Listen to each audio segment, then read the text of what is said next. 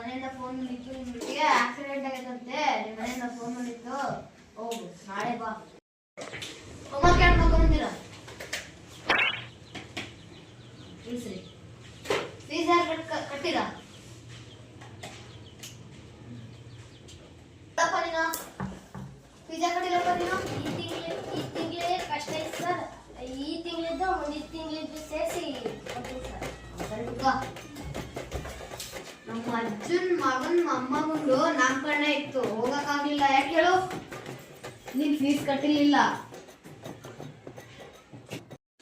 ಮೊನ್ನೆ ಕರೆಂಟ್ ಬಂದು ಕರೆಂಟ್ ಇಟ್ಕೊಂಡವ್ರು ಯಾಕೆ ಹೇಳು ನೀನ್ ಫೀಸ್ ಕಟ್ಟಿರ್ಲಿಲ್ಲ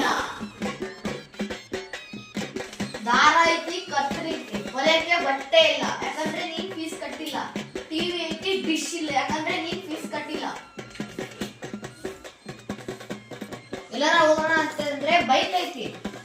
ಪೆಟ್ರೋಲಿಗೆ ದುಡ್ಡಿಲ್ಲ ಯಾಕೆ ಹೇಳೋ ನೀ ಫೀಸ್ ಕಟ್ಟಿಲ್ಲ